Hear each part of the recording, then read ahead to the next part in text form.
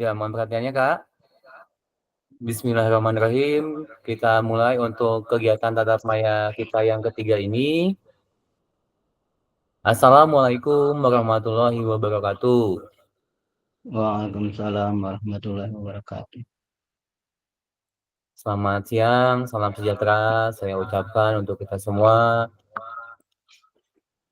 Terlebih dahulu kita sama-sama memanjatkan puji syukur kita kepada Allah Subhanahu wa taala karena sampai saat ini kita masih diberikan nikmat iman dan nikmat sehat ya sehingga bisa mengikuti kegiatan tatap maya yang ketiga. Tak lupa sholawat salam ya Kak, kita sama-sama limpahkan kepada Nabi Muhammad SAW. Bagi yang beragama non-muslim, saya sampaikan salam sejahtera untuk kita semua. Ya, baik Kak. Untuk memulai kegiatan tatap maya ketiga, silakan berdoa sesuai dengan agamanya masing-masing. Berdoa dimulai.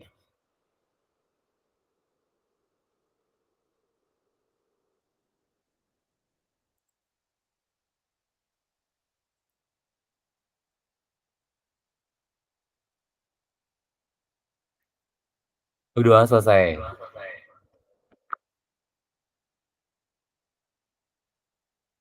Baik Kak, untuk presensi saya ingatkan kembali ya Kak ya. Jadi untuk kakak yang mengikuti kegiatan tatap maya ini, mungkin kalau misalkan saya umpamakan, kita tidak usah melihat agenda PKG PJOK ini yang sangat banyak dan tentunya sibuk, tapi kita nikmatin saja prosesnya, kita laksanakan tahap demi tahap, nanti juga akan sampai ke tahap ujung dan selesai kegiatan PJOK ini kita mendapatkan hal yang memang sudah kita harapkan di awal. Juga untuk absen kakak-kakak yang mengikuti kegiatan tatap maya itu dihitung Kak ya, di awal masuk sampai dengan selesai itu berapa durasi mengikutinya itu terdeteksi. Ya, jadi diusahakan Kakak itu bisa masuk setiap kegiatan tatap maya meskipun ada ya kendala bisa konfirmasi, yang penting diusahakan masuk saja. Nah, kemudian untuk teman-teman yang belum bisa gabung dengan alasan mungkin belum konfirmasi, entah itu mau mengundurkan diri atau bagaimana. Nah, saya minta bantuannya yang dekat atau yang kenal supaya dikonfirmasi lagi, supaya diajak untuk bisa gabung lagi, dikarenakan itu tidak bisa diganti. Tidak bisa diganti, dan nanti kakak yang sudah terdata di kelas 13 ya, itu hanya akan ada status lulus dan tidak lulus PKG PJOK ini. Jadi untuk yang tidak aktif itu akan tetap nanti akan munculnya tidak lulus, dan bagi kakak yang sudah bisa gabung mengikuti kegiatan ini tahap demi tahapnya sampai dengan lulus yaitu pasti akan lulus. Saya juga menginformasikan untuk kegiatan tatap maya yang sudah diagendakan jadwalnya, itu Kak diusahakan yang maksimal boleh tidak ikutnya 2 kali Kak. Boleh tidak ikutnya 2 kali. Maka antisipasi ke depannya jika Kakak ada kepentingan yang sangat mendesak, konfirmasi saja. Tapi diusahakan masuk ke link tatap mayanya supaya tetap terinput absennya. Dan yang kedua, saya informasikan untuk absen tatap muka itu kan ada 7 pertemuan. Maka dispensasinya boleh tidak ikutnya hanya 1 kali, Kak. Jadi minimal 6 kali mengikuti. Nah, maka kedua hal itu ya yang menjadi pertimbangan untuk kelulusan di kegiatan PKG PJOK ini. Untuk tugas-tugas, kita sama-sama saja, Kak. Apabila ada kendala, bisa didiskusikan, ya, ataupun bisa saya bantu mengenai template tugasnya, nanti Kakak yang mengembangkannya. Tapi untuk tugas yang ke-1, modul 1.1 tentang refleksi, itu saya sudah cek tugas kakak-kakak itu alhamdulillah bagus-bagus ya, Kak, ya. Untuk teknologinya sudah canggih lah, sudah bisa membuat tugas yang sangat inovatif, ya. Saya kasih template dengan ketentuan yang ada di LMS, tapi Kakak bisa ya memodifikasinya ke bentuk tampilan tugas yang memang lebih bagus lagi. Itu Kak sebagai pendahuluannya. Jadi kita lakukan saja setiap tahapan-tahapan tatap maya ini dengan niatan apa yang kita bahas di setiap tahapannya itu ada hal yang ada manfaatnya untuk bekal kita menjadi guru PJOK yang lebih baik lagi. Itu saja Kak ya untuk pendahuluan persepsi ya yang bisa saya sampaikan. Baik Kak, kita lanjut. Saya akan share screen untuk agenda di tatap maya ketiga ini.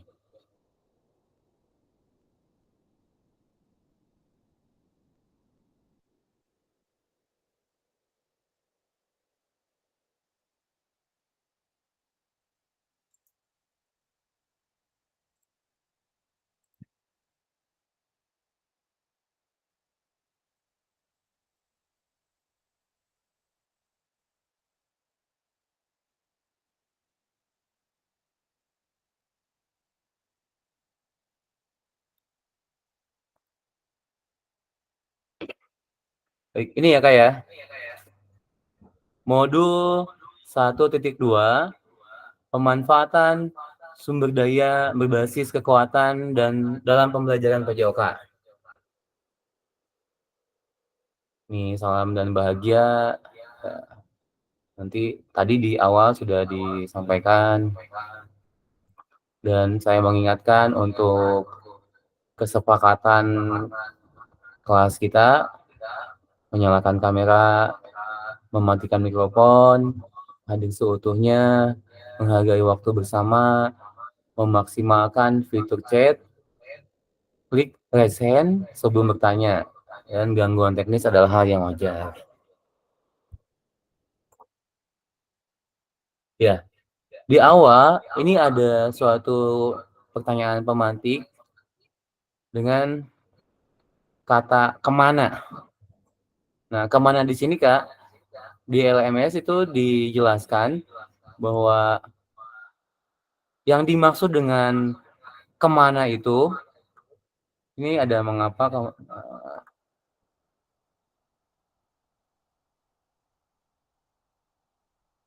ini Kak, maksud kemana yaitu tujuan.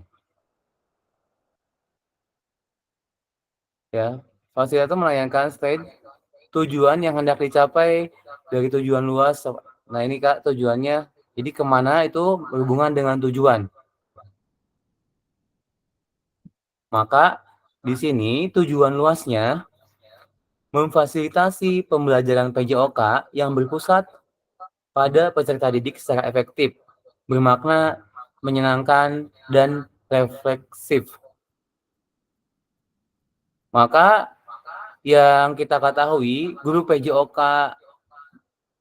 yang kebiasaan dibandingkan dengan guru PJOK yang reflektif, contoh, ketika dia memimpin pemanasan, mungkin sejak dulu sampai saat ini pemanasannya gitu-gitu aja. Nah, sedangkan guru yang reflektif, setiap pemanasan dia akan memunculkan hal-hal yang baru, baik itu jenis pemanasannya ataupun game untuk pemanasannya, yang penting meningkatkan suhu tubuh siswa. Nah, jadi bedanya guru yang melakukan kebiasaan dengan guru yang reflektif, itu akan terlihat dari jenis pemanasan yang ditampilkan ketika mengajar di kelas. Contohnya seperti itu. Nah, maka di sini kita harus berpusat pada peserta didik secara efektif, bermakna, menyenangkan, dan refleksif. Kemudian capaian akhir pelatihannya di tatap maya yang ketiga ini, guru memiliki perspektif pendekatan berbasis aset atau kekuatan ABT, Asset Based Thinking, untuk meningkatkan kualitas pembelajaran PJOK yang berpihak pada peserta didik. Kita ambil kata kuncinya ABT ya, Kak ya. Asset Based Thinking. Kemudian ini untuk capaian umum modulnya, yaitu guru mampu memahami pendekatan berbasis aset atau kekuatan dalam mengelola pembelajaran untuk meningkatkan pembelajaran PJOK yang berpihak pada peserta didik. Kemudian, capaian pembelajaran khusus atau modulnya, 1. Guru dapat mengidentifikasi dan mendapatkan sumber daya dari berbagai sumber yang sah untuk melaksanakan pembelajaran PJOK. Yang kedua, guru dapat menggunakan sumber daya secara efektif untuk meningkatkan kualitas pembelajaran PJOK. Ini ya, Kak ya. Yang ke-1 bisa kita garis bawahi dengan kalimat yang di bold ini, mengidentifikasi dan mendapatkan sumber daya. Kemudian yang keduanya, menggunakan secara efektif. Mengidentifikasi, menggunakan.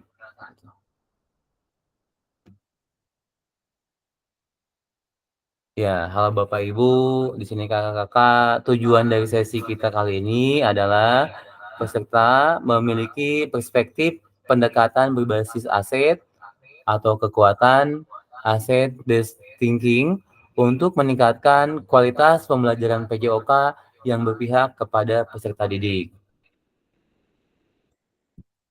Agenda kita 2 JP, yang mana 1 JP-nya 45 menit, maka agenda kita 90 menit. Yang tadi kita mulai jam 13.35, maka nanti kita akan selesai jam 15:05, ya Kak. Ini 5 menit kita pembukaan, mengingat kesepakatan bersama, pemaparan tujuan sesi, kemudian 10 menit berpikir berbasis aset atau kekuatan, asset based thinking. Nah, kemudian di sini ada masuk ke agenda yang 10 menit ya, Kak ya. 10 menit ini apa? Berpikir berbasis aset atau kekuatan. Asset based thinking. Nah, maka akan saya jelaskan di waktu 10 menit ini ya, apa yang akan kita lakukan. Di situ ada kata kuncinya apa? Gini ya, Kak ya. Nah, untuk apa ini? Apa pandangan peserta terhadap pendekatan asset based thinking? Ya. Jadi bagaimana kesan peserta terhadap ABT setelah mempelajari secara mandiri. Jadi kakak-kakak diharapkan sebelum pertemuan tatap maya ini sudah membuka-buka LMS-nya, membaca-baca tentang aset based thinking-nya, ya. Kemudian yang kedua, peserta menuliskan satu kata yang menggambarkan kesan terhadap ABT di kolom chat, ya. Kemudian nanti fasilitator saya akan mengawali diskusi dengan pertanyaan apa yang menjadi kesulitan dan keistimewaan Anda selama ini dalam menerapkan ABT dalam pembelajaran PJOK. Baik ya Kak ya, kita akan fokus ke apa di waktu 10 menit ini. Ya.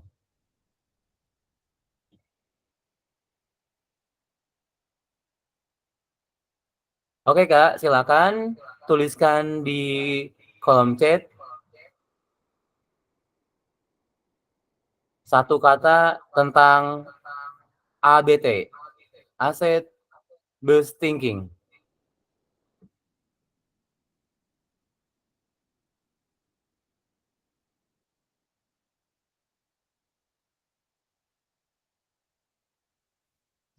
Maaf, mohon izin.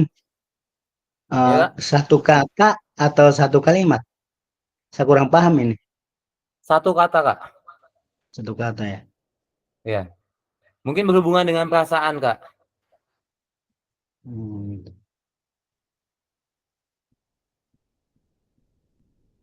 Bisa dikaitkan dengan roda emosi yang kemarin di tatapan yang kedua kita bahas ya, Kak, ya. Nah, roda emosi itu ya ada menggambarkan perasaan, baik itu dari mulai sedih sampai dengan gembira. Nah, dihubungkan dengan aset based thinking juga nggak apa-apa, Kak. Yang penting satu kata tentang aset based thinking.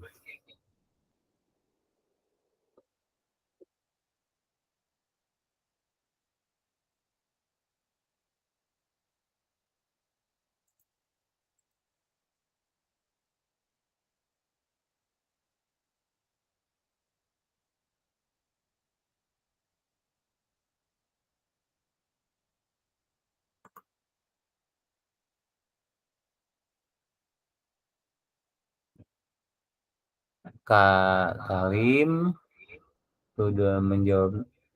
Jadi gini, Kak, untuk satu kata ini lebih ke kesana, kesan kakak terhadap aset based thinking atau itu ya yang ada di sekolah kakak masing-masing.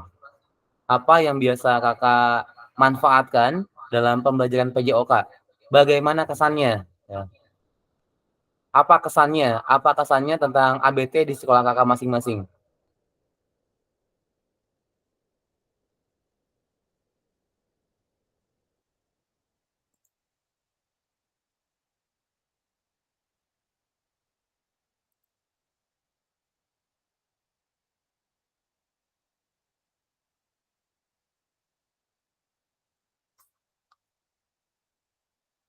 Aset, saya berikan kata kunci ya, Kak, ya. Aset itu kekuatan, Kak. Kekuatan atau modal yang dimiliki oleh sekolah kita secara umumnya. Bagaimana kesan kakak terhadap ABT tersebut?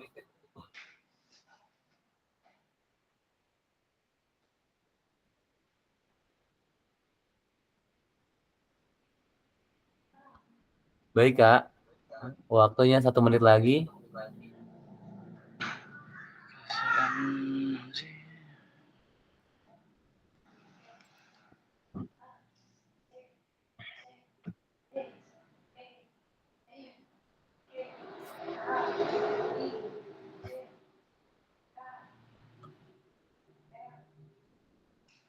Untuk Kak Fahrul Fauzi positif, Kak Samsudin positif, Kak Talim dan Kak Muhammad Rizal boleh menambahkan lagi untuk satu katanya tentang kesan terhadap aset based thinking.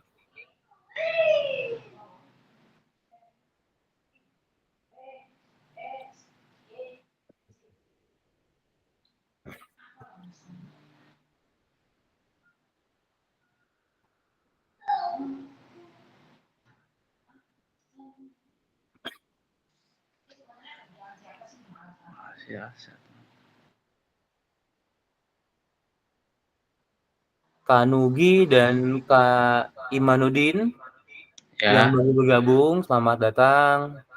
Ya. Silakan, Kak, ini kita baru mulai dan tugasnya kakak diminta menuliskan di kolom chat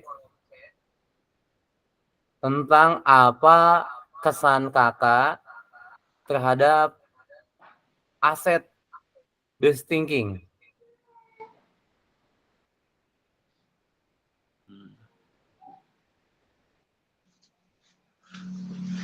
Sampai minum dulu. Ya, sambil minum, Kak, santai. Sambil minum, sambil ngopi, Kak. Ya. Sambil ngemil juga nggak apa-apa. Yang penting di mute pas ngemilnya. Sama Santai. Nanti nyeruputnya sensasi banget. Minum dulu biar nggak stres. Iya, Kak. Silakan, Kak. Pak Iman, Silakan. nawarin dong Pak Iman. Minum-minum. Tadi kan udah, Pak. Silakan Kak. Baik Kak, sambil jalan di waktu yang tersisa untuk pembahasan apa, silakan Kak. Apabila ada yang akan menyampaikan pendapatnya tentang apa yang sudah ditulis di kolom chat.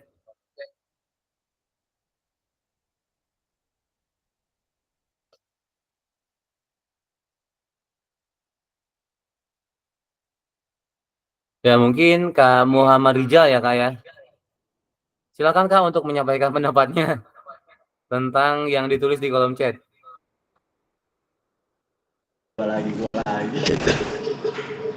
Ya, terima kasih kesempatannya Kak. Kenapa saya ke ketik bahagia? Karena dengan apa tadi ABT tadi, kalau fasilitasnya lengkap, proses pembelajaran juga akan menyenangkan dan membahagiakan gitu. Dan seperti kata Pak Talim, mungkin anak akan lebih bersemangat dalam belajar gitu. Ya, betul sekali Kak. Ya, untuk pendapat tersebut, ya mungkin saya juga butuh satu pendapat lagi yang akan disampaikan oleh Kak Talim ya, supaya nyambung dengan pendapatnya Kak Rijal. Jadi sebenarnya jawaban saya itu idem sama Pak Rizal itu. Waduh, idem ya, padahal agak janjian Kak. Udah saya udah pikirnya ke situ. Jadi dengan fasilitas yang memadai, ya anak semangat. Mau gimana nggak semangatnya kalau misalkan sarana dan prasarana kurang memadai, apalagi guru olahraga. Tapi sebenarnya guru olahraga itu bisa saja memodifikasi alat tersebut, kayak model pencipta apa namanya bola basket. Yang ketiga, mengajar di luar hujan. Maka eh, guru olahraganya itu membawa masuk ke dalam. Nah, dengan membentuk suatu alat yang saya juga lupa membaca sejarahnya itu tentang bola basket, maka terinspirasi, oh eh, apa namanya permainan basket itu ini memasukkan gering. Nah, dengan alat seadanya, entah itu kertas ataupun dan lain sebagainya. Mungkin itu yang dapat saya tambahkan. Terima kasih. Ya, terima kasih Kak Talim untuk pendapatnya. Di sini Kakak menuliskan semangat ya. Jadi semangat jika fasilitas sekolahnya lengkap. Baik Kak, untuk pendapatnya kita batasi dan kita lanjut untuk slide selanjutnya.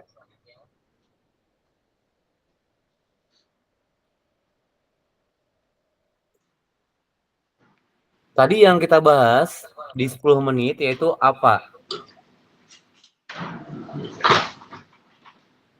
Asset based thinking dikaji di awal tadi yaitu berbasis kekuatan ya atau aset atau kekuatan. Nah, di sini ada kata bijak yang menyebutkan kalimat motivasi ya. Kekuatan tidak datang dari kapasitas fisik. Itu datang dari kemampuan yang tak tergoyahkan.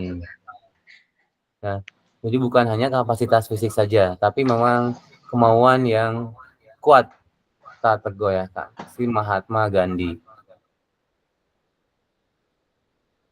Tadi berdasarkan proses belajar Anda secara mandiri dan pengalaman setelah PGP, ya mungkin di sini kakak-kakak ada yang sudah ikut guru penggerak.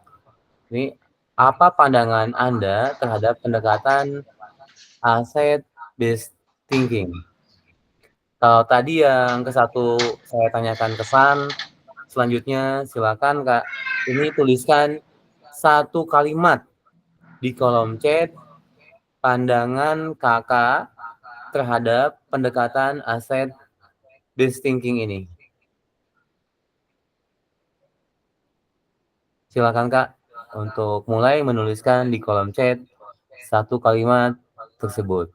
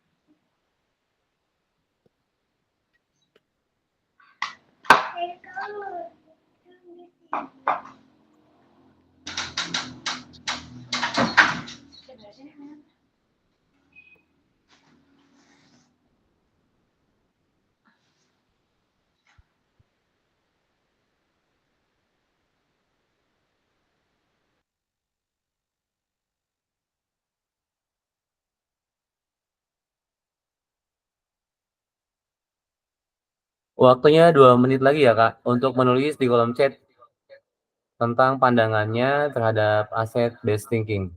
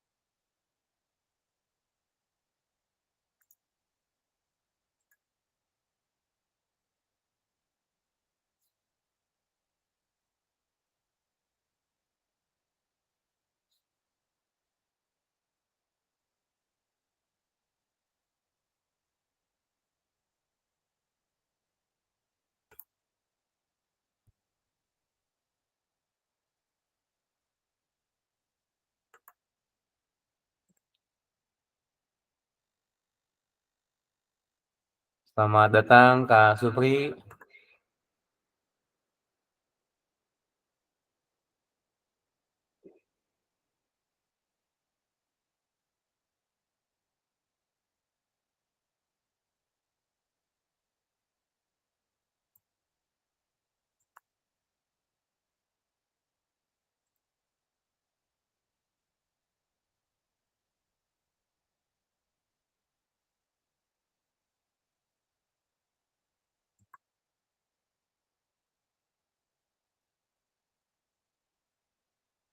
Baik, untuk pandangan Kakak terhadap ABT, di sini ada Kak Nugi yang sudah menuliskan pemanfaatan sumber daya yang ada di lingkungan sekolah.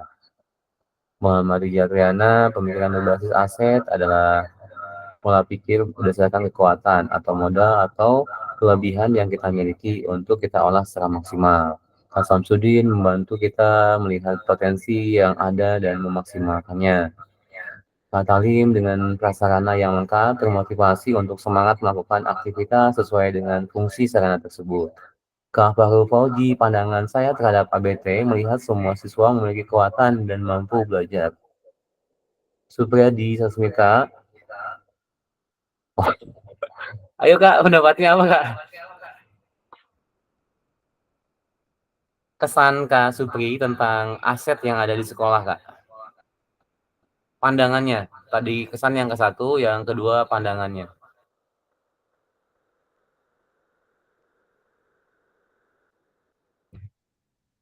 Kak Supri bisa menyusul ya untuk menuliskan di kolom chat supaya pembahasannya nyambung. Kita di sini lagi membahas aset based thinking Kak, atau ya yang berbasis kekuatan. Jadi di sekolah kita ini kita akan menganalisis apa saja aset yang ada di sekolah kita dan memaksimalkannya dengan cara bagaimana. Baik, sambil saya lanjutkan.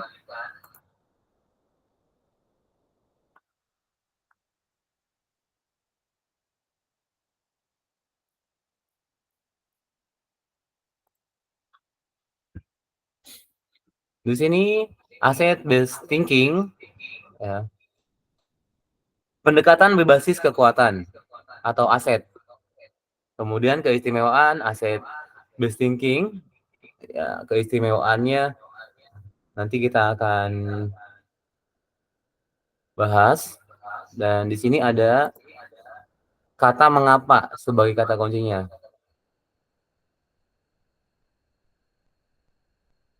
Mengapa?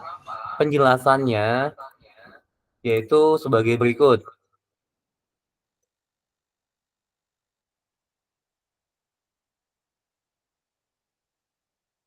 Oke, untuk mengapa,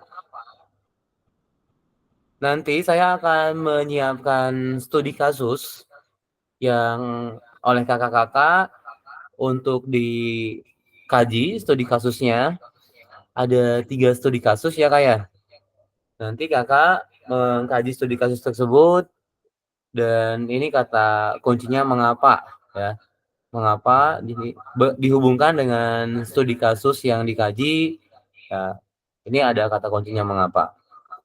Tapi sebelum kita ke hal itu, di sini ada keistimewaan aset based thinking. Kalau definisinya secara hakikat kita sudah tahu bahwa aset based thinking itu yaitu pendekatan berbasis kekuatan. Ya, kemudian keistimewaan aset based thinking, saya minta salah satu kakak untuk menyampaikan apa sih keistimewaan aset based thinking ini. Baik, Kak Fahrul Fauzi. Silakan Kak untuk menyampaikan pendapatnya tentang keistimewaan aset based thinking. Oke, terima kasih. Kalau menurut saya aset based thinking itu kan tadi kakak memberikan gambaran ya bahwasannya aset itu adalah bisa jadi modal ya. Dari aset ini kita bisa melakukan tadi seperti sudah dijelaskan ketika fasilitas dipenuhi kita juga mengajar jadi semangat, anak-anak juga semangat ketika ada fasilitas-fasilitas seperti bola, terus lapangannya, terus alat-alat yang mungkin anak tuh belum tahu bola basket tuh kayak gimana sih gitu. Tapi ketika kita fasilitasnya dipenuhi dengan aset itu, jadi anak tahu oh bola basket tuh seperti ini, bola voli itu seperti ini, ataupun masih jarang juga anak-anak yang tahu lempar cakram tuh alatnya yang kayak gimana. Ketika kita terpenuhi fasilitasnya, anak jadi tahu oh cakram tuh kayak gitu bentuknya. Karena kalau sengaja-ngaja anak kita suruh untuk searching, pasti anak males. Tapi kalau kita udah bawa alatnya, kita udah kasih tahu, otomatis kan mereka jadi tahu dan ada kemungkinan setelah dikasih tahu anak tuh searching. Oh bener ya kata Pak Fahrul tuh alatnya ini. Mungkin itu dari saya itu aja. Terima kasih. Ya, baik Kak Fahrul Fauzi. Terima kasih sudah menyampaikan pendapatnya ya Kak. Sangat bagus sekali pendapatnya. Baik Kak, kita akan lanjut untuk pembahasan mengapa ya Kak. Di pembahasan mengapa ini, saya akan bagi kakak ke dalam kelompok dan ini langsung ke proyek ya Kak ya. Jadi kelompoknya itu nanti akan mengisi Google Slide ya. Jadi di Google Slide itu ada 3 soal Kak. Maka nanti Kakak dalam satu kelompoknya untuk memecahkan 3 soal itu bisa dibagi-bagi. Misalkan satu kelompoknya ada yang 2, ada yang 3. Maka nanti fokus ke soal yang menjadi kewajibannya saja ya. Izin saya membagi kelompok ya Kak. Nanti Kakak ingat Iya. ya Kak untuk pembagian kelompoknya. Jadi untuk kelompok 1 ya, Kak Imanuddin, Kak Talim, dan Kak Supriyadi. Itu kelompok 1.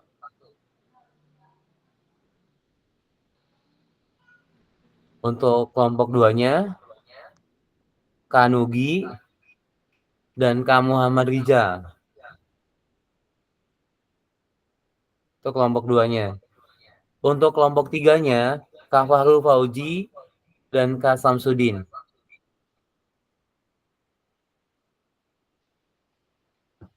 Sudah bisa diingat Kak? Untuk kelompok-kelompoknya? Ya, Pak Talim. Siap. Ya, nanti nama anggota kelompoknya bisa ditulis Kak di Google Slide-nya, ada judul dan juga ada nama anggota kelompoknya.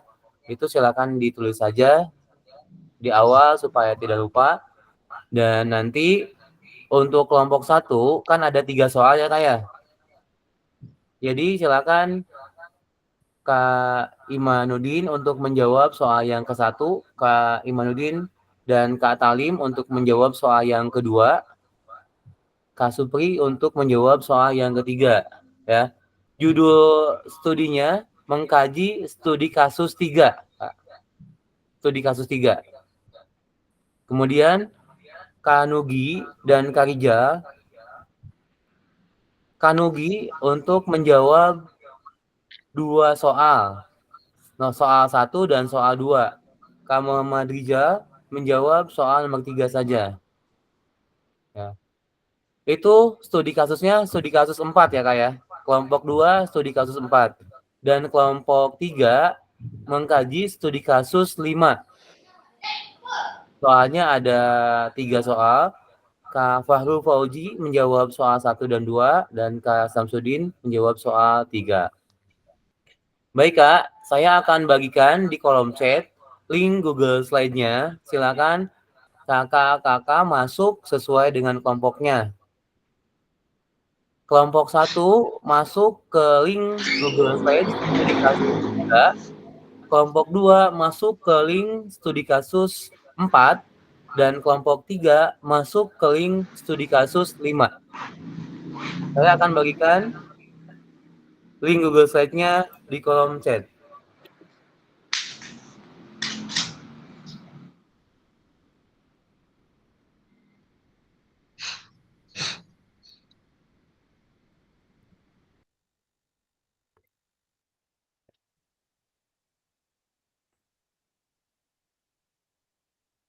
Ya, itu Kak, silakan.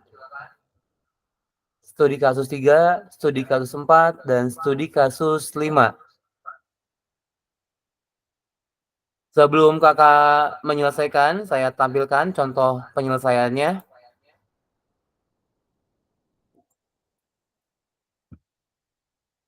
Ya, begini ya Kak, contoh studi kasus 3. Studi kasus 3 nanti bisa ditulis di sini nama anggota kelompoknya.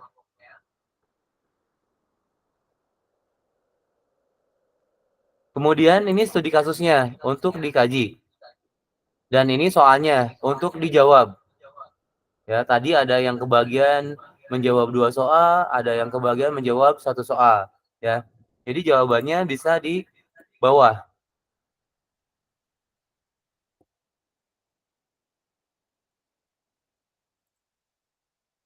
Nah, silakan ya Kak ya.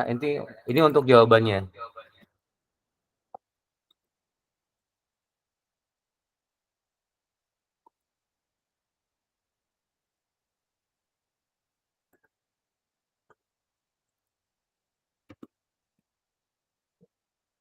Begitu Kak, penyelesaiannya silakan kakak-kakak masuk ke link Google Slide-nya untuk menyelesaikan studi kasusnya masing-masing. Saya berikan waktu Kak 20 menit. Silakan dimulai.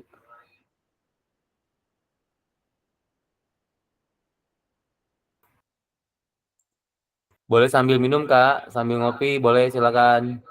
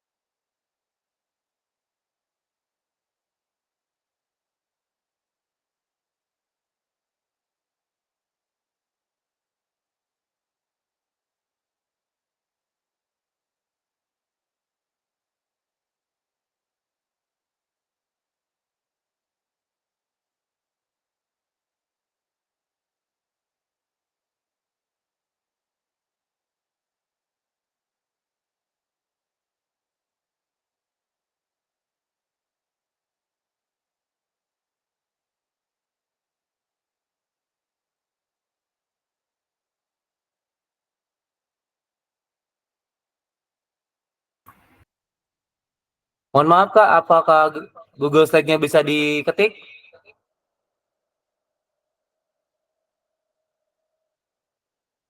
Bisa, tapi Bisa nggak ya, ya. tambahkan. Audionya cuma bisa dilihat aja. Oke ya, sudah saya kondisikan supaya Google Slide-nya bisa diedit. Terima kasih Kak, silakan lanjut.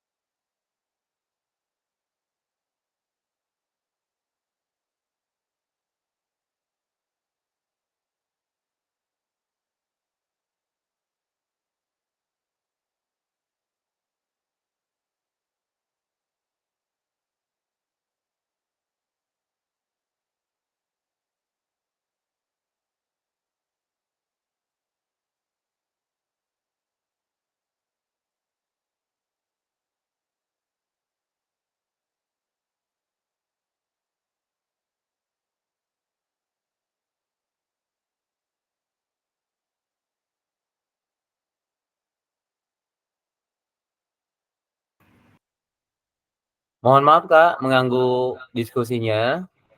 Sekedar masukan. Untuk menjawab soalnya Kak, diusahakan 1 soal 1 slide. 1 jawaban 1 slide maksudnya.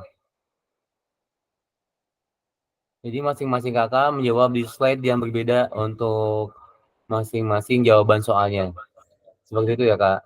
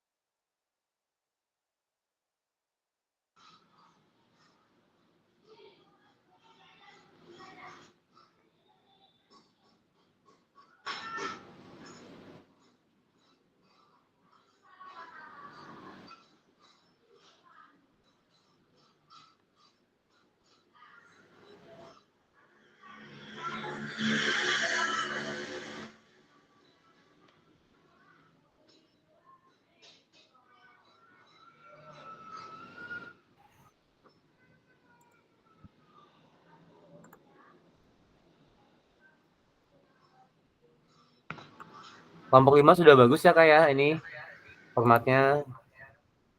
Sudah 1 soal 1 slide untuk menjawab. Kelompok 1, silakan jawabannya dipisah slide. Kelompok 3, kelompok 2 ya ini ya. Silakan jawabannya dipisah slide.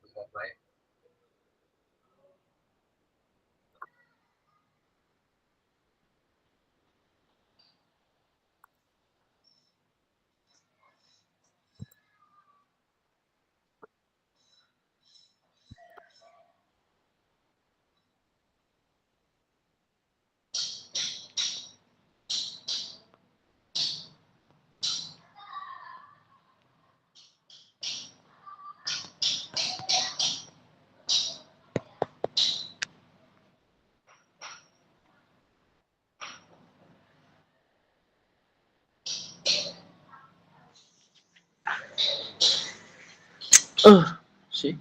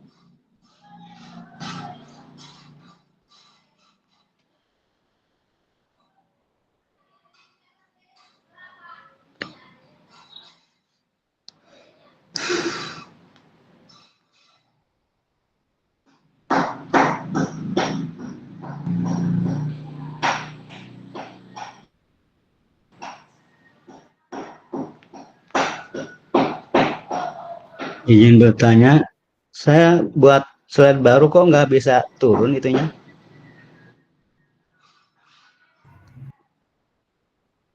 Kak Talim, bagian menjawab soal nomor berapa Kak? Nomor 2. 2 studi kasus 3 ya Kak ya? Iya.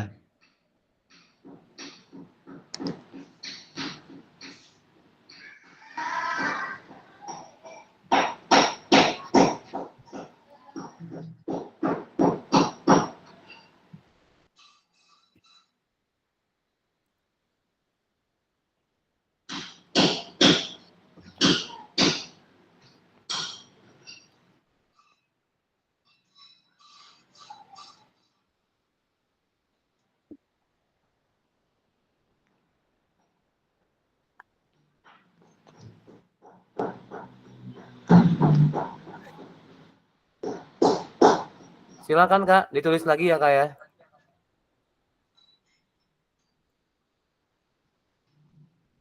Iya, siap bisa. Ya nih, di nomor 2 ya Kak.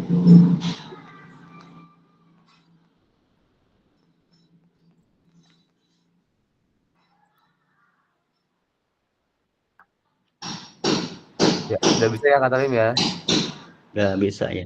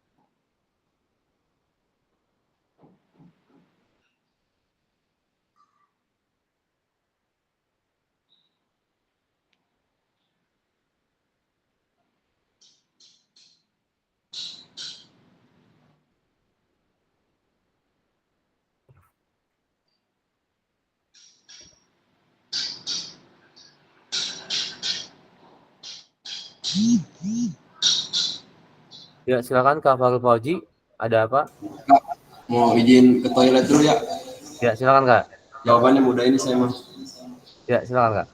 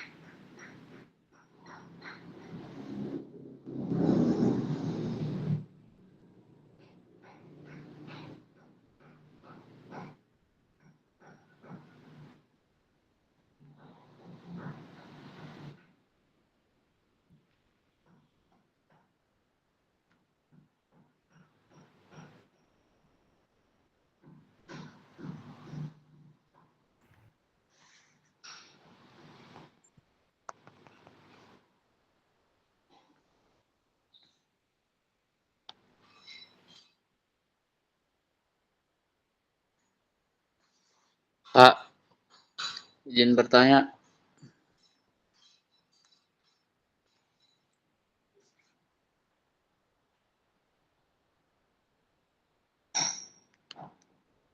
Gimana Kak Imanuddin?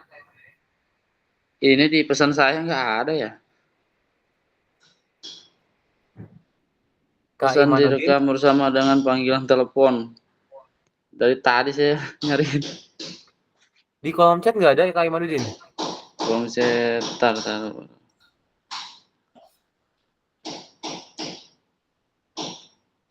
Tar.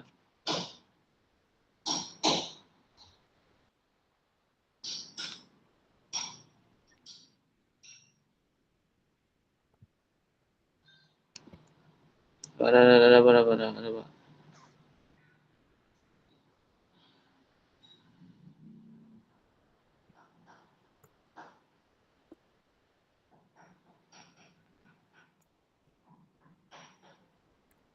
Kak Imanuddin kebagian studi kasus 3. Ya, silakan.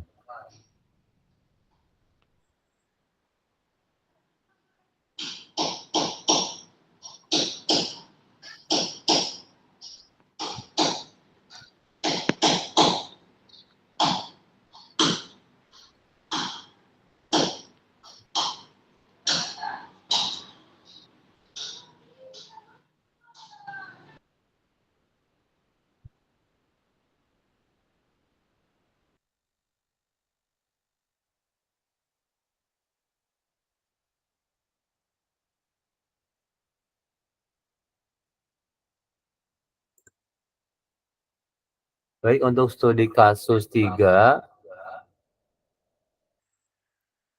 yang kedua sudah dijawab.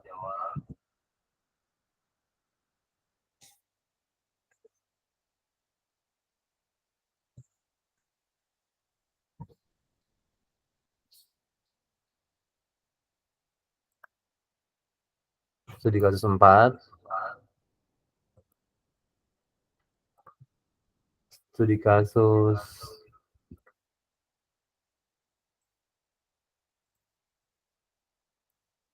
5 juga sudah.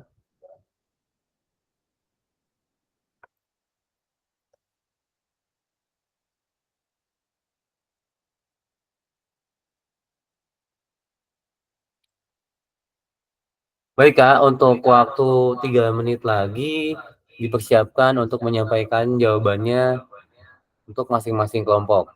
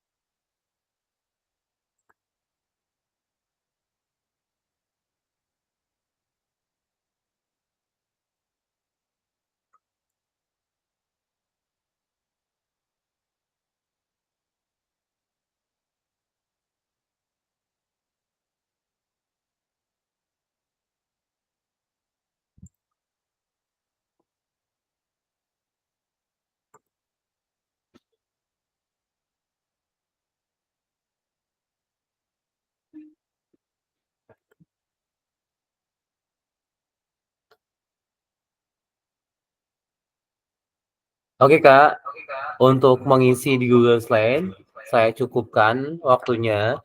Selanjutnya, silakan kakak-kakak untuk menyampaikan jawabannya tentang studi kasus yang dikaji oleh masing-masing kelompok. Kelompok 1, 2, 3, silakan yang siap untuk menyampaikan duluan.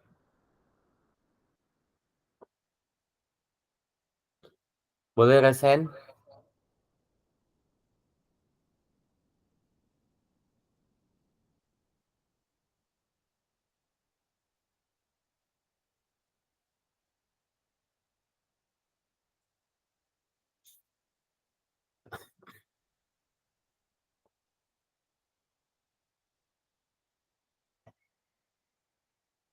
Kelompok Katalim, kelompok 1,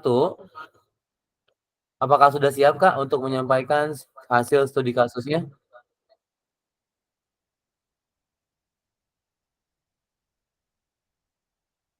Katalim masih di mute Kak.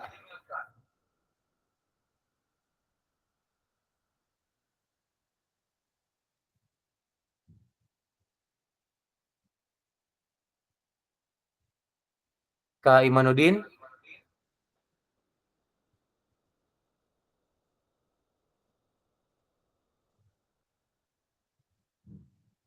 Ya, silakan kelompok 1 untuk menyampaikan hasil diskusinya tentang studi kasus 3. Baik, saya akan menjawab studi kasus nomor 2, pertanyaan nomor 2, yaitu identifikasi aset apa saja yang dimiliki dalam situasi tersebut.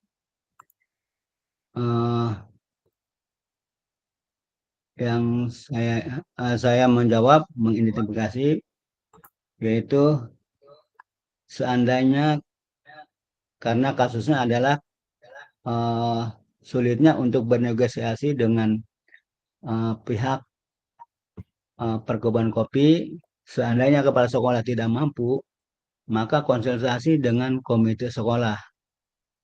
Begitupun seandainya komite sekolah tidak mampu, juga ada pihak kelurahan atau desa setempat yang bernegosiasi dengan pihak perkebunan kopi. Hal ini dilakukan agar ABT ke sekolah yang minim sarana dan mempermudah akses ke sekolah. Itu yang dapat saya sampaikan. Terima kasih. Baik Kak Talim, terima kasih untuk jawaban nomor 2. Mungkin alangkah baiknya supaya nyambung untuk pemahaman studi kasus nomor 3, studi kasus 3. Di sini saya sedikit bacakan. Di studi kasus 3 ini, pada saat menentukan tujuan pembelajaran, asesmen, dan aktivitas atau kegiatan dari capaian pembelajaran, Pak Gerak lalu menyampaikan ide dan gagasannya terkait kegiatan yang akan dilaksanakan untuk mencapai tujuan pembelajaran tersebut kepada kepala sekolah. Pak Gerak sangat membutuhkan dukungan dari kepala sekolahnya. Dukungan terkait kebijakan dan kemampuan kepala sekolah dalam bernegosiasi dengan pihak perkebunan kopi yang kebetulan memiliki area sangat luas di dekat sekolah untuk dijadikan tempat bagi peserta didik belajar di luar ruangan atau di lingkungan alam seperti jalan kaki, lari, dan kegiatan lainnya. Sarana lapangan olahraga yang dimiliki kantor perkebunan kopi untuk pembelajaran PJOK pun dapat dimanfaatkan penggunaannya bila ada kesepakatan atau kerjasama. Kepala sekolah menyampaikan bahwa sangat rumit jika harus menjalin kerjasama dengan pihak perkebunan, karena pemiliknya terkenal tidak mau bermasyarakat dan tidak ingin perkebunannya dirusak warga. Pak Gerak amat kecewa, padahal ia juga telah menampung suara peserta didik yang menyampaikan gagasannya untuk membiasakan berjalan kaki dan bersepeda menuju sekolah melalui area perkebunan kopi yang tertutup tersebut, karena dapat membersihkan jalan menuju sekolah dan tidak perlu menggunakan kendaraan bermotor. Pak Gerak juga memohon kepada kepala sekolah agar dapat mensosialisasikan gerakan pembiasaan jalan kaki dan bersepeda ke sekolah ini kepada orang tua, peserta didik, serta mengajak berbagai pihak untuk turut menjaga keselamatan dan keamanan peserta didik ketika menuju sekolah melintasi perkebunan kopi tersebut. Paragraf merasa pesimis gagasannya tidak dapat dilaksanakan karena kepala sekolah tidak melakukan upaya apapun. Harapan kepala sekolah dapat bernegosiasi dengan pimpinan perkebunan dan membuat MOU belum dapat terlaksana. Sementara ia juga tidak bisa membuat apapun karena ia sendiri tidak memiliki kewenangan untuk mengambil keputusan. Baik, untuk Pak Talim tadi menjawab soal yang nomor 2 ya, Pak Talim ya. Iya. Identifikasi aset apa saja yang dimiliki dalam situasi tersebut. Bagaimana Pak Talim jawabannya? Bisa dijelaskan? Ini biasanya adalah seandainya kepala sekolah tidak mampu ya, maka ia berkonsultasi dengan komite.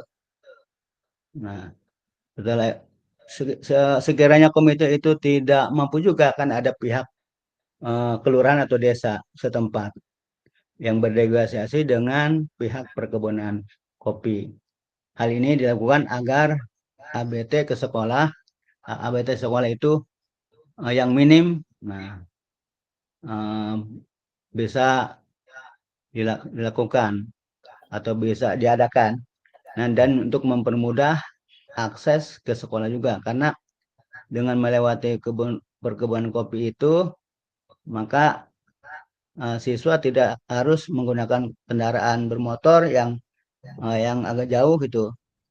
Nah, cukup dengan berjalan kaki. Mungkin itu Ya, yang baik dapat Pak saya. Talim untuk jawaban nomor 2. Cukupkan dulu. Lanjut ke jawaban nomor. Ini untuk siapa kelompok 1? Kak Fahru Fauji ya Kak ya? Kak Iman, kelompok 1 Kak Iman. Pak Iman. Kak Iman Saya kelompok 3, Kak. Ini yang menjawab nomor 3 diskusi Pak Supriyadi ya. Kak Supri ya. Silakan Kak Ya. Supri untuk menyampaikan jawabannya.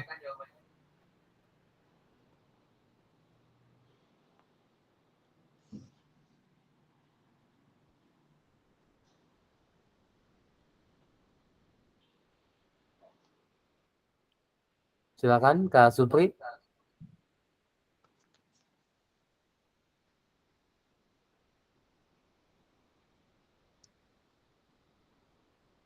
Sama soal nomor 1 itu Kak Iman ya? Kak Talim. Ya, Kak Talim? Iman ya. Monitor Iya, Kak Talim. Iya. Apakah Kak Iman sudah menjawab soal nomor 1? langsung Nggak, aja saya Pak ya. Iya, silakan Kak Supri ya. Pendekatan pembelajaran adalah cara pandangan guru yang digunakan untuk menciptakan lingkungan pendidikan yang konstruktif sekaligus sebagai usaha untuk mencapai tujuan pembelajaran yang telah ditetapkan. Pendekatan pembelajaran menjadi salah satu langkah yang harus digunakan oleh guru dalam melaksanakan pembelajaran.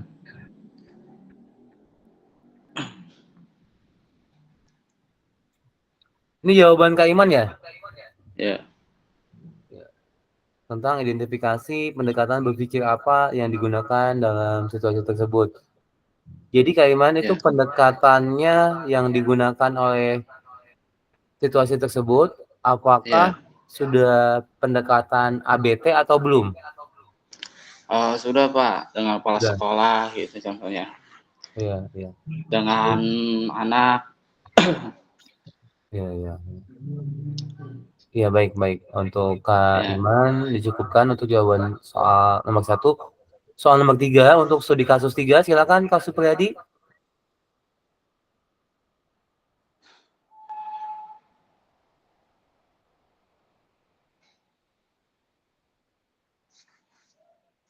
Ya, pendekatan beraset dan strategi untuk soalnya strategi apa yang akan Anda kembangkan berdasarkan pendekatan berbasis aset dan situasi tersebut. Di sini Kak Supri menjawabnya pendekatan berbasis aset. Ya, tujuan investasi, implementasi risiko, tentukan horizon waktu, alokasi aset, dan kesesuaian investasi selalu mengandung risiko tajam.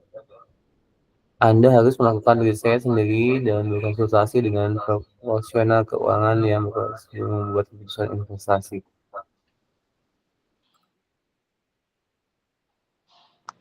Ini strategi yang dilakukan ya, intinya pendekatan berbasis aset, ABT. Baik, untuk studi kasus nomor 3, studi kasus 3 yang tadi sudah dijelaskan oleh Kak Salim dan Kak Iman, silakan kepada kelompok 2 dan 3 jika ada yang mau menanggapi. Silakan, Kak.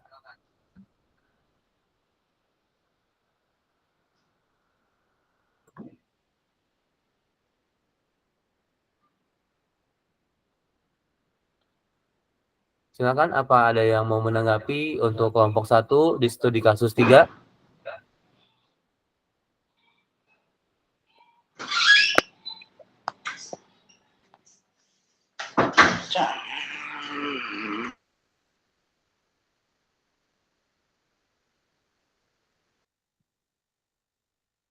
Baik, mohon izin saya tunjuk untuk Kak Samsudin. Silakan Kak Samsudin untuk memberikan tanggapan kepada kelompok 1.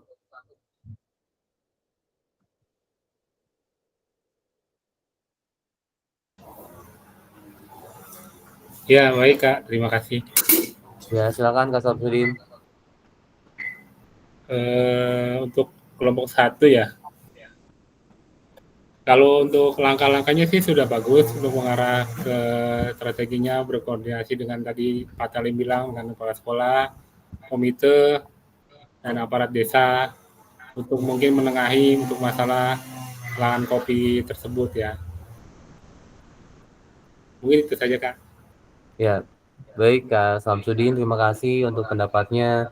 Jadi kita simpulkan untuk studi kasus 3 bahwa sekolah yang dekat dengan perkebunan kopi itu dianggapnya aset based thinking-nya bisa memanfaatkan aset yang ada di lahan perkebunan kopi untuk digunakan anak-anak baik itu berjalan, berlari, atau aktivitas kegiatan lainnya. Hanya kepala sekolah merasa tidak mampu dan tadi solusi dari Pak Talim bisa menggunakan aset manusia ya Pak Talim ya, seperti komite, kemudian kepala desa, dan pihak-pihak lainnya untuk membantu bernegosiasi apa yang tadi disampaikan oleh Kak Samsudin ya. Baik, untuk studi kasus 3 tentang bagaimana pendekatan ABT disesuaikan dengan studi kasus sudah disampaikan oleh kelompok 1. Selanjutnya, untuk penyampaian studi kasus yang ketiga, studi kasus oleh kelompok 3, studi kasus 5 oleh kelompok 3. Silakan.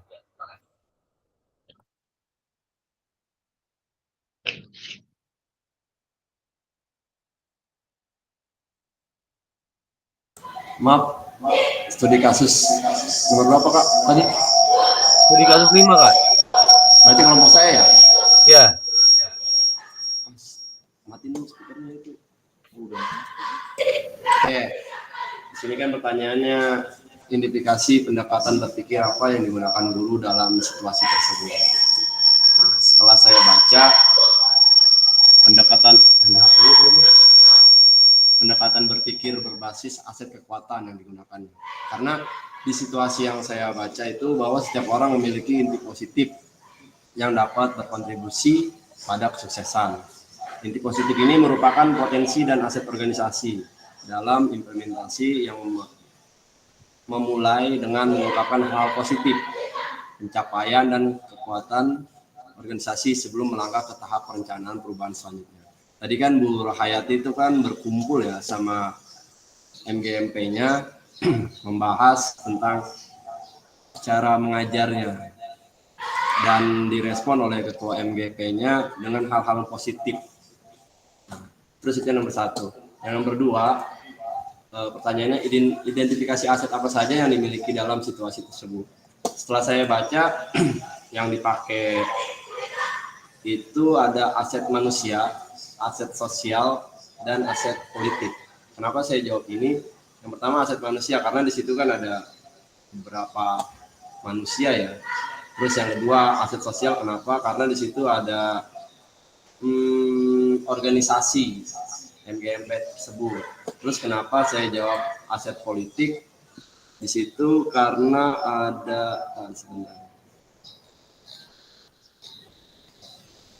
ada tujuan untuk merubah paradigma atau guru PJOK menjadi lebih baik lagi. Mungkin itu saja dari saya, jawaban nomor 1 dan nomor 2. Terima kasih. Ya, dilanjutkan untuk jawaban soal yang ketiga. Silakan jelaskan strategi apa yang akan Anda kembangkan berdasarkan pendekatan berbasis aset dalam situasi tersebut. Ya, untuk soal nomor 3, strategi yang akan saya lakukan adalah dengan cara mempraktikkan gaya mengajar yang dilakukan Ibu Hayati, yang dengan teori bahwa gaya komando tidak merdeka belajar, dan mempraktikkan argumen dari Pak Bugar. Setelah itu kita bandingkan mana yang lebih baik ke siswa dalam hal pembelajarannya, yang lebih maksudnya lebih mencapai tujuan pembelajarannya gitu Kak. Terima kasih. Ya. Baik Kak Samsudin, apakah bisa dijelaskan secara singkat mengenai studi kasus 5 ini sebetulnya intinya bagaimana?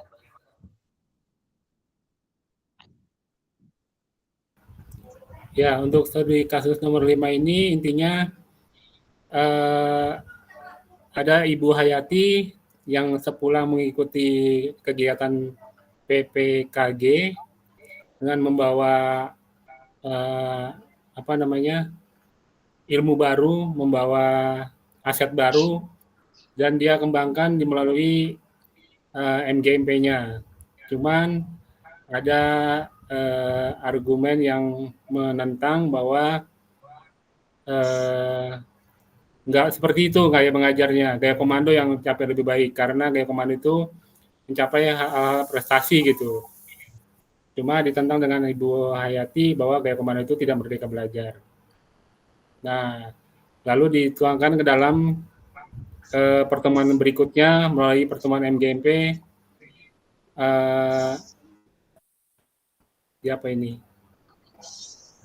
Untuk lebih disosialisasikan mana mungkin pemecahannya melalui pertemuan MGMP itu gitu. Iya gitu Kak. Ya. Baik Kak Samsudin, terima kasih sudah menjelaskan, dan Kak Farul Fauzi ya tadi ya, yang sudah menjawabnya soal 1, 2, dan 3 yang sudah terjawab semua. Ya, sudah bagus untuk jawabannya, sudah cukup jelas.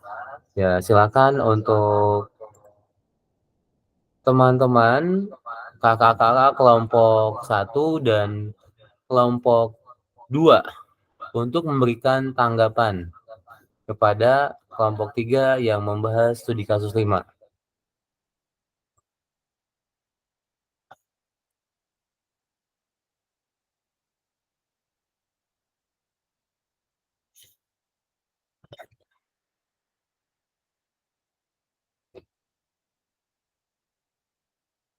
Ya, Kak Imanuddin, silakan untuk menyampaikan tanggapannya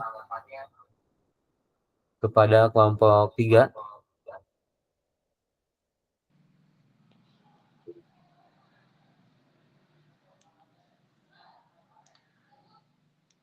Untuk kelompok 3, jawabannya sudah bagus ya Pak.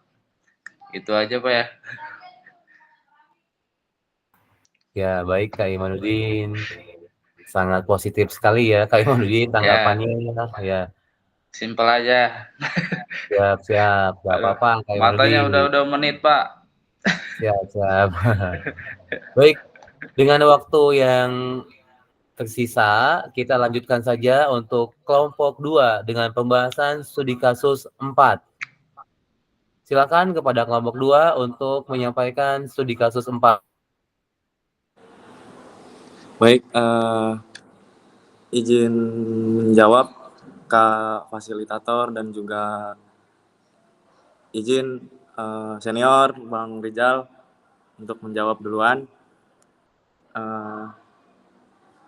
Untuk studi kasus 4 ini, untuk jawaban yang nomor 1, jawabannya adalah pendekatan asset based thinking.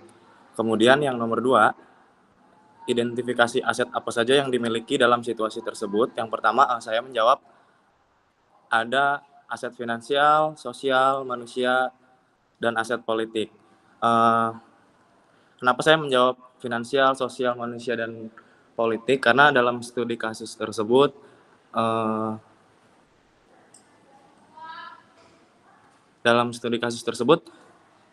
kalau untuk dari secara aset finansial tidak terjadi masalah apapun, karena dari pihak orang tua dan sekolah pun mendukung terkait dengan finansial, terkait dengan sarana prasarana yang ada di sekolah. Kemudian aset sosial manusia, tentunya di studi kasus tersebut banyaknya keterlibatan mulai dari kepala sekolah, bidang kesiswaan, dan juga dalam pemecahan masalahnya melibatkan wakil komite sekolah. Nah, yang terakhir ada aset politik. Kenapa saya menjawab aset politik? Karena dalam studi kasus tersebut terdapat adanya indikasi ketidakmaksimalannya penggunaan dana sumbangan dari orang tua terkait dengan sarana. Mungkin seperti itu jawaban dari saya. Mungkin nanti bisa ditambahkan oleh Bang Rizal atau Kak Rizal selaku teman kelompok saya di sesi ini. Terima kasih.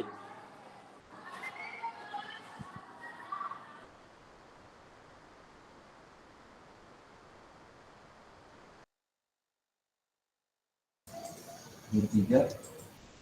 Emang? Iyalah. Anu sama menugi kan baca. Iya. Iya, lu nomor 3, bukalah ini asetnya. Mana tadi? 34. Nah, itu lu. Jawabannya. Ya, terima kasih Kak Nugi ya. Saya menambahkan jawaban soal nomor 3 ya.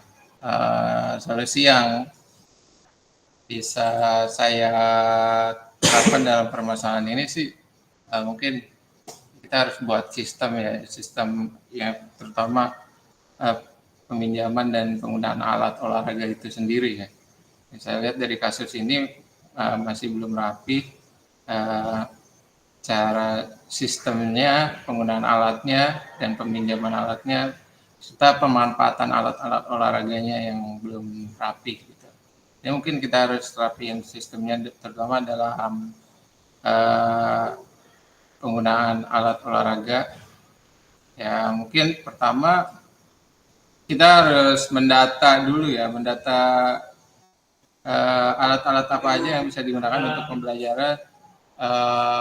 pembelajaran dan eskul atau acara yang lain. Terus kita bisa memanfaatkan alat-alat olahraga tadi dengan mengadakan event mini mungkin class meeting, perayaan Haornas dan lain-lain.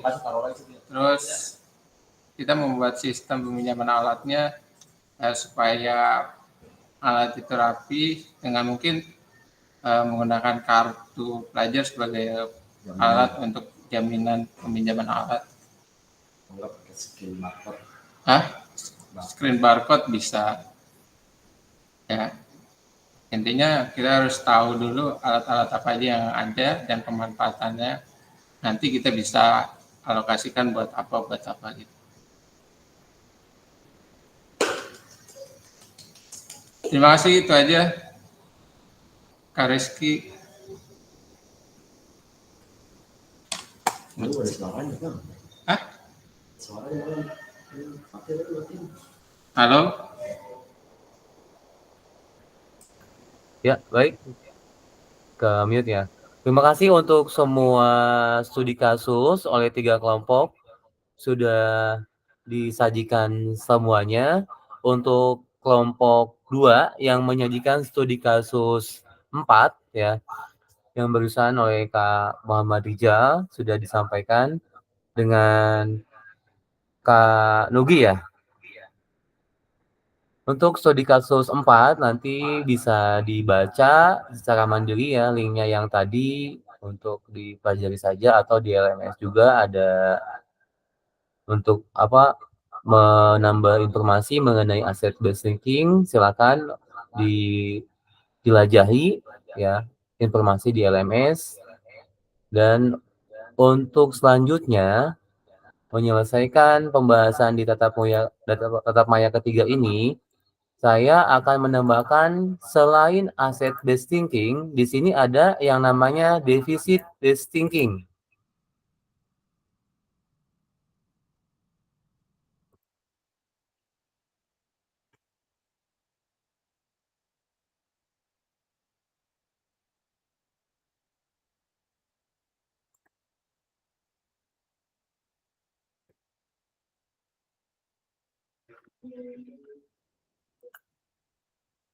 Ini yang tadi ya Kak ya, mengenai studi kasus yang sudah dikaji.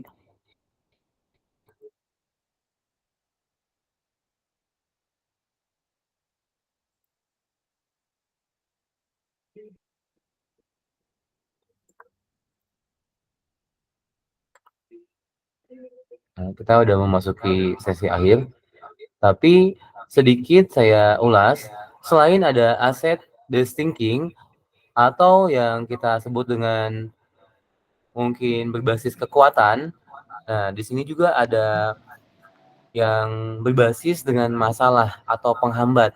Maka disebutnya hal tersebut sebagai deficit based thinking.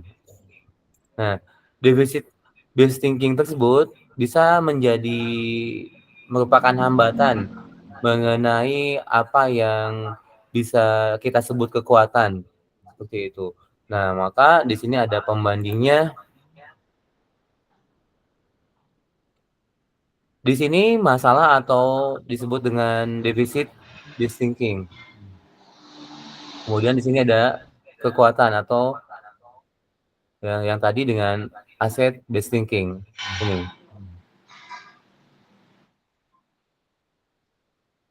Upayanya beda mencari dan mengatasi masalah. Di sini mengidentifikasi, apresiasi, selidiki kekuatan potensi. Perspektifnya ini dan fokusnya kalau defisit mencari kelemahan.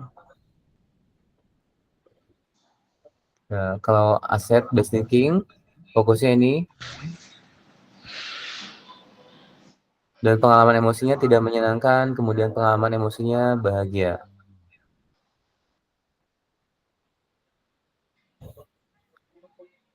Mohon izin Kak, ini sudah azan, apakah kita akan menunggu azan selesai atau dilanjutkan?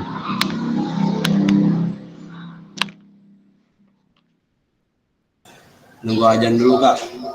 Katanya ice breaking Pak Muhammad Rizal mau isi. Baik ya, kita tunggu azan selesai ya. Boleh, kalau yang mau isi ice breaking.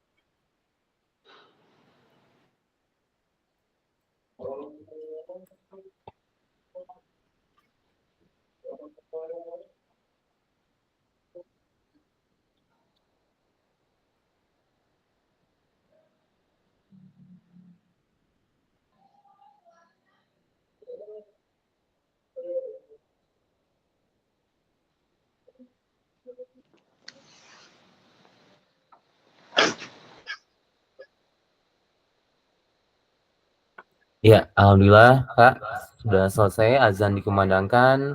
Izin melanjutkan sesi terakhir ya Kak ya, untuk tatap maya ketiga ini.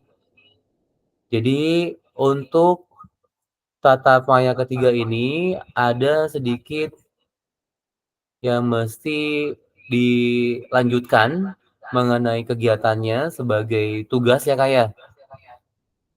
Di kolom chat barusan saya sudah menyampaikan link untuk tugas individunya Kak. Nanti tugas tersebut dirubah ke format PDF dan diupload ke tugas untuk modul 1.2, yaitu Kakak nanti mendata aset apa saja yang ada di sekolah Kakak masing-masing.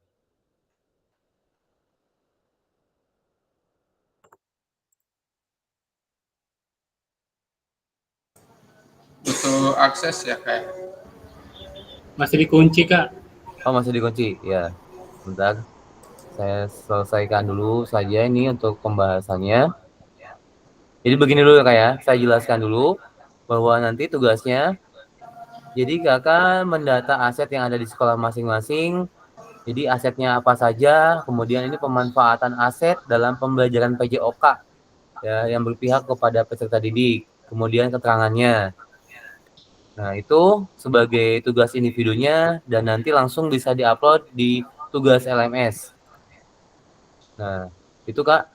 Jadi di sini peserta memiliki perspektif pendekatan berbasis aset atau kekuatan aset based thinking untuk meningkatkan kualitas pembelajaran PJOK yang berpihak kepada peserta didik. Kemudian selesai Kak, terima kasih. Baik Kak, di pembahasan tatap maya ketiga ini ya bisa kita simpulkan bahwa aset based thinking yang tadi di awal kita ketahui sebagai, mungkin kita menyangka bahwa aset based thinking ini, kita menyangka bahwa sekolah kita sudah memiliki fasilitas yang lengkap, mungkin memadai untuk semua pembahasan PJOK bisa disampaikan dengan maksimal.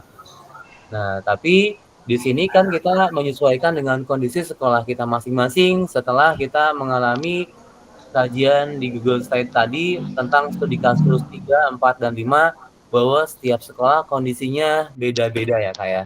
Maka kita simpulkan, mungkin yang disebut dengan aset based thinking ini, yaitu kita tadi di awal tujuan pencapaian pembelajaran tatap maya ketiga ini, kita akan mendata terlebih dahulu aset apa saja yang ada di sekolah kita, dan yang kedua bagaimana kita memaksimalkannya dalam kegiatan pembelajaran PJOK.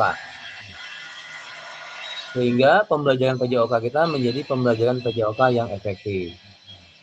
Ya, mungkin itu saja Kak. Nanti untuk akses Google Doc-nya saya buka dan silakan diisi. Silakan nanti jangan lupa di-upload di LMS ya Kak ya. Bagaimana tugas modul 1.1, cara menguploadnya sama ya, begitu untuk kakak-kakak semuanya. Baik Kak, pembahasan 1 sampai dengan terakhir sudah selesai kita kaji sama-sama. Kita jalani saja Kak untuk kegiatan kita di sini di PKG PJOK dengan ringan ya Kak ya. Kita mudah-mudahan apa yang kita bahas setahap demi setahap itu membuka wawasan baru bagi kita, dan kita sesuaikan dengan kondisi sekolah kita, bagaimana mengajar kita, dan kita niatkan tindak lanjutnya untuk mengajar lebih baik lagi. Saya jamin Kak, semakin kita punya ilmu, semakin kita akan mudah dalam menghadapi anak, dalam mengatasi situasi-situasi, itu akan lebih ringan dihadapinya Kak. Itu Kak yang bisa saya sajikan sebagai fasilitator di kegiatan tatap maya yang ketiga ini. Apa ada yang mau disampaikan Kak? Silakan sebelum saya tutup.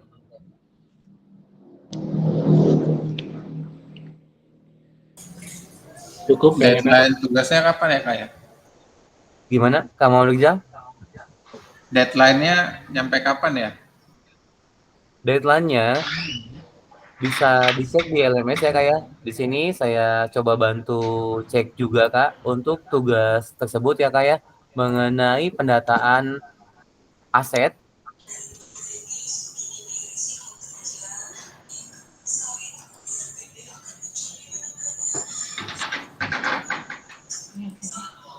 Nah, ini dijelaskan untuk deadline-nya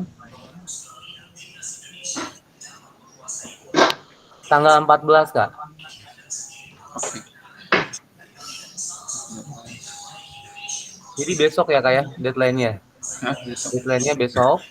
Ya, mudah-mudahan malam ini juga bisa selesai. Silakan Kak didata aset apa saja yang ada di sekolah Kakak masing-masing. Itu formatnya nanti saya buka kunci aksesnya. Ada lagi Kak? Terima kasih. Sama-sama Kak. Kalau Di tidak ada, ya di gimana Kak? LMS di modul berapa Kak di uploadnya? Di LMS di modul 1.2D.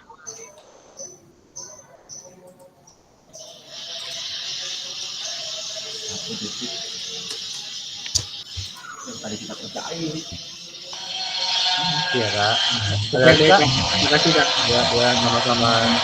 Tadi 1 titik berapa Kak? Maaf. 1.2D. D. Iya, 1.2D. Kak, mau nanya juga nih. Takutnya saya salah tangkap atau yang lain juga salah tangkap. Video yang katanya 30 menit itu kan keterangannya di situ di kelas. Di kelas itu dalam artian kita di lapangan kah? Belajar seperti biasa atau emang harus di ruangan? Di lapangan Kak? Oh, di lapangan seperti biasa gitu kan? Ya, seperti biasa. Oke, Kalau terima kelas kasih, Kak. PJOK di lapangan saja Kak. Siap. Ya, baik Kak. Tidak ada lagi. Kalau tidak ada lagi, izin saya ambil dokumentasi ya Kak ya, sebagai kegiatan tatap maya ketiga ini. Silakan yang tidak ada halangan bisa open cam-nya. Baik Kak, saya izin dokumentasi. 1, 2, 3. 1, 2, 3. Oke Kak, terima kasih untuk kegiatan tatap maya ketiga. Saya cukupkan sekian. Ya, semoga kakak-kakak sehat selalu ya Kak. Sampai jumpa di tatap maya berikutnya. Tetap semangat PKG PJOK. Terima kasih Kak. Silakan lanjutkan aktivitas. Tutup. Assalamualaikum warahmatullahi wabarakatuh. Terima kasih kakak-kakak sekian. Waalaikumsalam warahmatullahi wabarakatuh. Dadah.